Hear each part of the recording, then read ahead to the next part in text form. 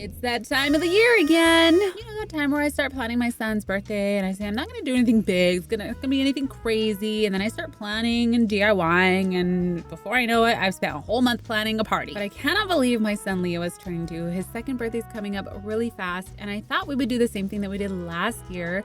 If you didn't see my 4-part series where I DIY'd everything from his party and then showed the final party in the end, you know, I like that format. And it also gives me an excuse to be able to work on this during the work hours without feeling too guilty. So if you haven't seen the first birthday, that was themed One Happy Dude. Make sure to check out the video right here. But for this year, we decided to go with the theme Too Fast, Too Furious. So here's what the invite looks like. Hubby designed it, and I think it's really fitting for our son Leo because he absolutely loves cars. Anything with wheels, he's obsessed with. So he's gonna have so much fun for this party since it's something themed that he likes. This is his first birthday that, you know, we're starting to get to know him more and his likes are starting to come out versus, you know, being a 1-year-old, just kind of choosing a theme that we liked as parents. So we're gonna get started today with creating some roads, which I'm really excited to design for this party because roads are so easy to make. So the idea is to have the roads go along this fence kind of at the height that Leo is so that when the kids are running around out here, they are just surrounded by little roads.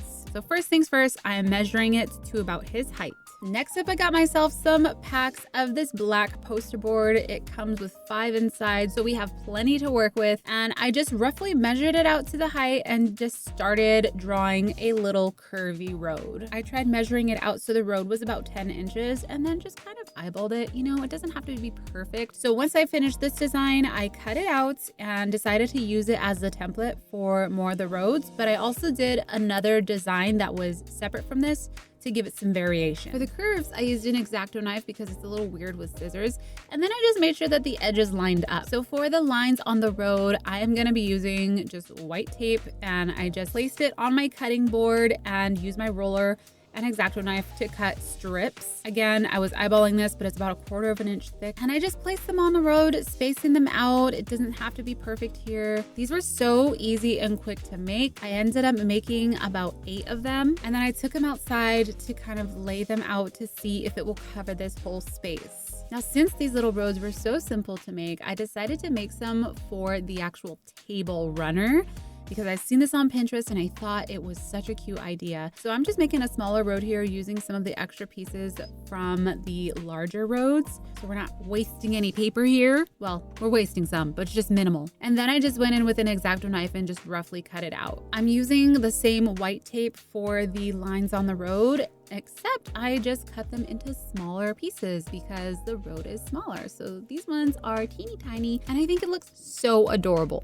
All right, so I finished the tiny roads that are gonna be for the actual dining room table and I think these are gonna be so cute. I'm gonna put little cars on top of them and then like little plants and stuff around with little flowers and stuff to make the table look super cute. These were really easy to make. So we're on theme today with paper crafts. We're continuing and I found these super cute templates on Etsy.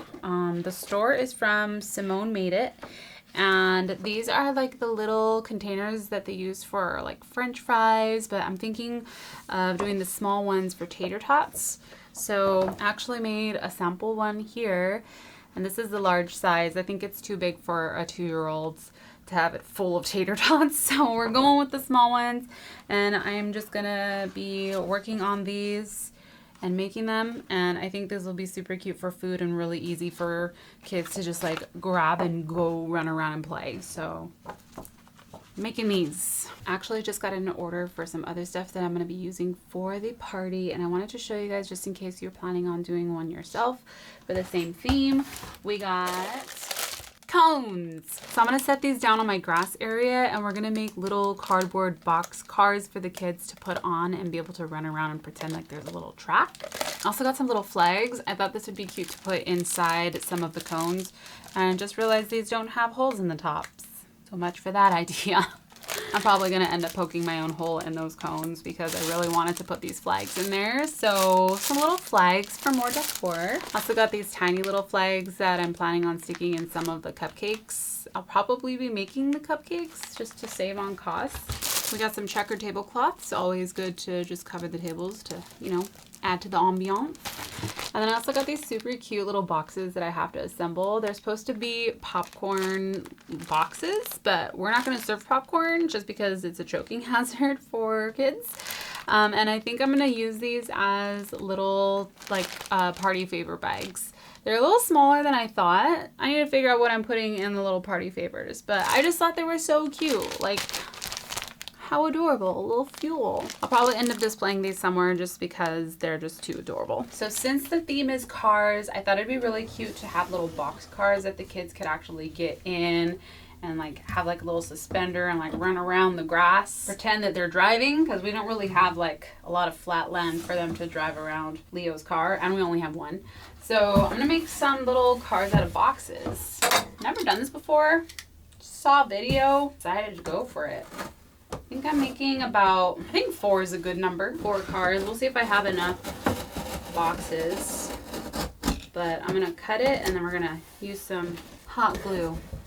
And we got Mama Quake over here off camera helping me. So this is the first one that I'm making. If it's a success, I might make a tutorial on it. Maybe for Tiffy Mama. That'd be fun. But right now it's just trial and error. So Mama Quake and I continued to craft the cars. It was really trial and error, but once we made one, it was really easy to make a second one. So we decided, since it is race car themed, we wanted to add little wings onto the cars, which I thought was gonna be so adorable. And all we did was we just cut little triangle pieces and let them hang off the edge of the box.